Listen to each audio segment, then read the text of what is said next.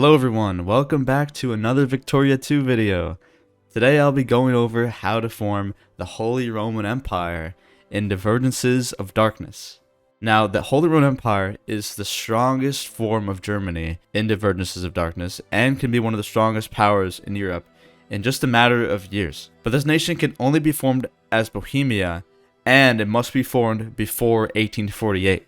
Not only that, but other stronger powers are either in direct control or indirect control over parts of Germany that you need to form the Holy Roman Empire.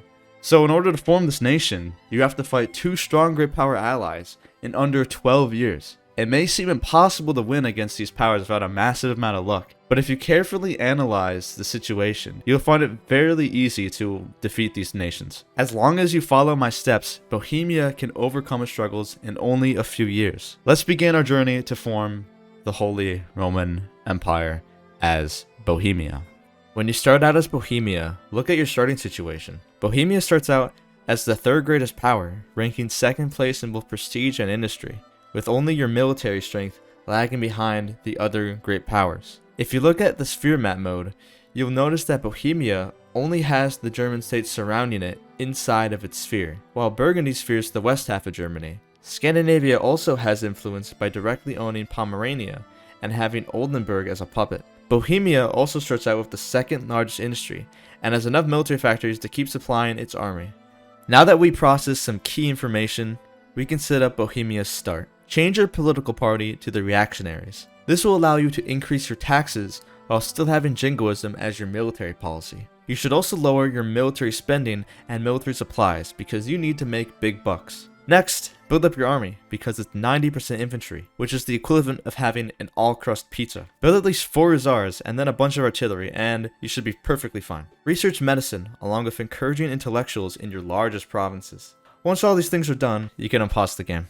Your main goal is to start preparing for war against Scandinavia and Burgundy. Wait for your entire army to finish building, which will take about a year. While you're waiting, instead of blankly staring at the pan on your wall, you should actually do something and increase relations with the Polish-Lithuanian Commonwealth. This will make it take longer for Scandinavia to get military access through them, because, spoiler alert, Poland hates you. Once you build up your army, make sure you have a good stockpile of money to fall back on before you declare the war. So how does this war against Scandinavia and Burgundy work exactly? Well, Bohemia starts out with a CB against both Scandinavia and Burgundy called War of Imperial Authority. This CB forces all German nations into your sphere that you need to form the Holy Roman Empire.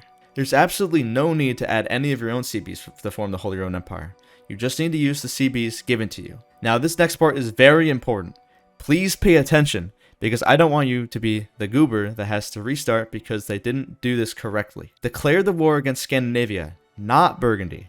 Even if Scandinavia has stronger allies than Burgundy, do not declare the war against Burgundy, because they will call in all their German allies and be able to move the troops to Scandinavia. When declaring the war against Scandi, do not call in your allies. If I see someone complain in the comments about Burgundy sending in swarms of units across Germany, I genuinely hope you get a paper cut in the next 24 hours. The only front you should have to deal with is the one against Scandi, and later on Poland if they give access to Scandi. If all of that was too complicated to understand, I'll dumb it down for you. Declare on Scandi.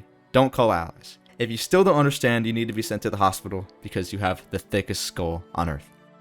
Okay, now that you've declared the war, focus your attention on this province that I forgot the name of, and send your best defense general to besiege it down along with another army. The rest of your army should be on the Scandi border taking over Pomerania. This province here is very important because it's the earliest choke point for Bohemia to take in the war and is a forest province, making it a fairly good defensible position. Normally for early game wars, attacking is better than defending because of low digging and large combat widths. But the forest terrain does a fairly good job at negating the attacking advantage, especially with a good defense general. Scandinavia will eventually attack the province if you leave it vulnerable like this.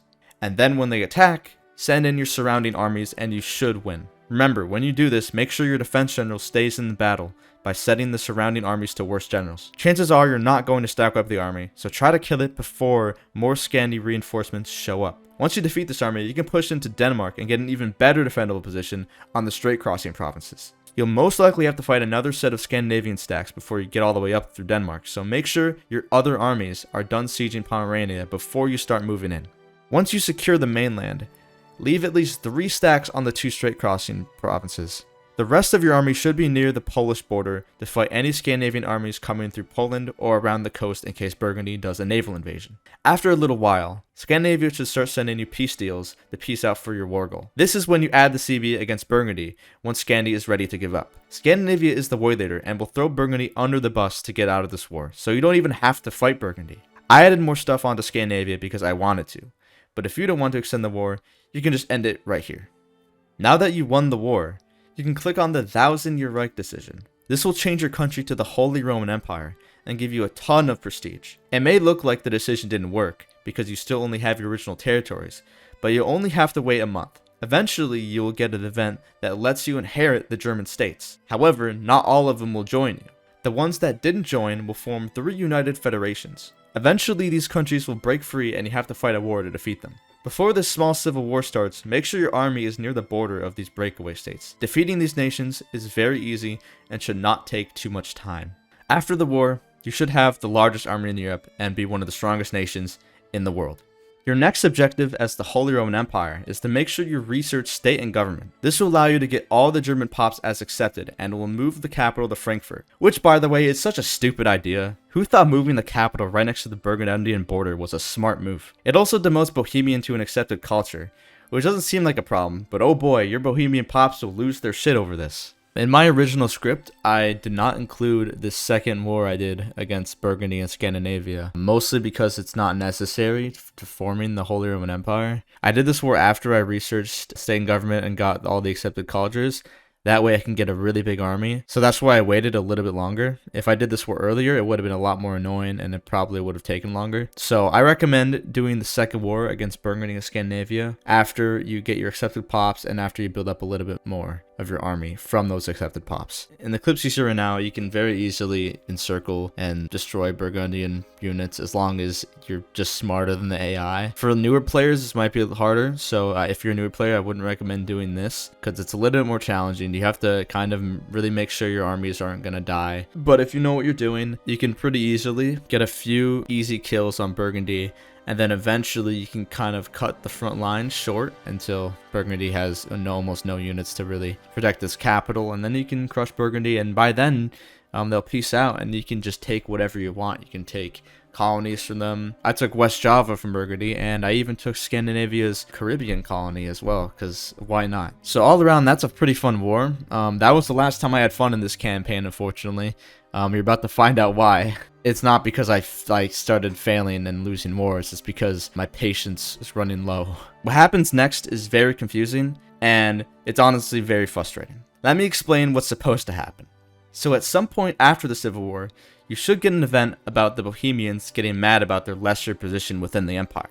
The next event afterwards gives a military agitation modifier, which increases militancy for all Bohemian pops for 10 years. Eventually, Bohemia will form a breakaway state, and you have to fight them. After you win the war against this Bohemian breakaway state, there are no more flavor events that should pop up for the Holy Roman Empire, and you can do whatever you want. Unfortunately for me, nothing ever works out in my games, and for some reason, this event completely broke. The first problem for me was that it took way too long for the event to trigger. I was about to give up, but then in 1860, I finally got the first event for the revolt. However, after the militancy event in 1863, nothing happened besides rebels being very annoying. I looked into the event files, and the Bohemian Rebellion event is there, but for some reason the event chain broke. I wasted so much time trying to get footage of it, so I'm a little pissed off that it didn't work. I have no idea if this will happen to everyone, so the only advice I'll give is to be prepared for the event no matter what happens. I know I kind of ended the guide with an unsatisfying conclusion, but the rest of the info is still solid, trust me. Anyone who watches this video should be able to form the Holy Roman Empire with no problems. If you have any problems, let me know in the comments and I can help you fix it. I hope you guys found this guide informative, and I'll see you guys in the next video.